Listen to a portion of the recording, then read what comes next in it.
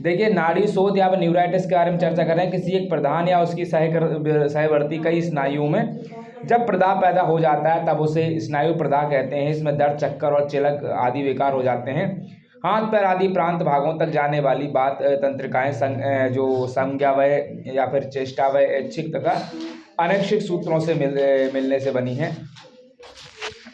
इसमें क्या रहता है कि इनमें से अनेक तंत्रिका शोथ को बहुतंत्रिका शोथ कहते हैं, यानी पॉलीन्यूराइटिस करके बोलते हैं, तथा प्रांतीय तंत्रिका शोथ को पेरिफेरल न्यूराइटिस कहते हैं। यह रोग किसी बाहरी या अभ्यंतर विष यानी कोई बैक्टीरियल और वायरल इन्फेक्शन है उसके दुष्प्रभाव के परिणाम स्वरूप से हो जाता है। वैसे हम बात करें जैसे संख्या, लेड, मध्य तथा कार्बन मोनोऑक्साइड आदि के चिरकाल तक शरीर में जाते रहने से, या मधुमेह हो जाना, या गठिया जनित अथवा कैंसर जनित किसी विष से, आंत से उत्पन्न किसी विष, शरीर में विद्यमान पूए विष यानी सेप्सिस है, मलेरिया आदि विष से, न्यूनताजन्य रोग जैसे बेरी हो गया, वृद्धावस्था में धमनी काठिन्य से या न्यूराइटिस उत्पन्न हो जाता है।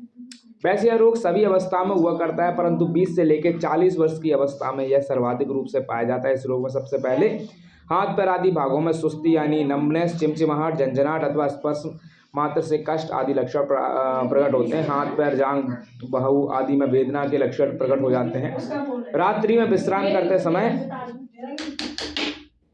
पैरों, पिंडलियां आदि में उद्दिष्ट क्रैम्प्स की वेदना होती है। पिंडलियों व पादतल की मांसपेशियों को दबाने से उनमें दर्द का लक्षण भी मिलता है, अथवा हाथ पैरों में अधिक गर्मी अथवा शीतलता का अनुभव होता है। इसके अतिरिक्त रोगी को चक्कर भी आते हैं और कब्ज बराबर बना रहता है। अंत में उंगलियों की मांसपेशियों के क्षीण होने पर व्यक्ति में काम करने तथा लिखने की शक्ति भी घट जाती है। इस रोग में निम्न शाखाओं जैसे पैरों में निर्बलता विशेष रूप से होती है। शाखागत नाड़ियों में विद्यमान पोषक सूत्रों के क्षीण हो जाने से हाथ पैर आदि की त्वचा का पोषण कम हो जाता है, जिससे त्वचा, नाखूनों अथवा बालों का पोषण कम हो जाता है। इस अवस्था में हाथ पैरों में व्रण हो जाते हैं और उन व्रणों को रोपण देर से होता है। मधुमेह के रोगी के पैरों में ऐसा व्रण प्रायः देखा जाता है।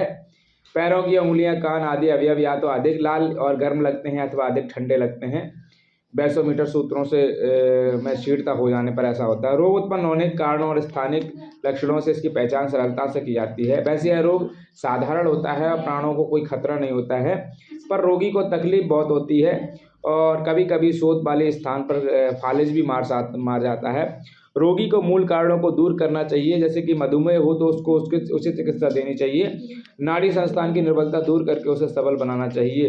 रोगी को 2-3 सप्ताह तक पूर्ण विश्राम करना चाहिए। तंत्रिकाओं को पोषण को बढ़ाने के लिए गर्म पानी की थैली से मर्दन करना चाहिए। अधिक पौष्टिक चीज़ें देनी चाहिए। रोग वाले स्थान को दबाना चाहिए उसे। और आनुषांशिक चिकित्सा हम बात करें तो वार्नर का स्लोन्स लिनीमेंट आता है, वार्नर कंपनी का स्लोन्स लिनीमेंट आता है, उसको फोरेरी से लगाना चाहिए, उससे थोड़ा बहुत फ़ायदा होता है। इसके बाद हम लोग सिर चकराना यानी वर्टिगो के बारे में चर्चा करेंगे।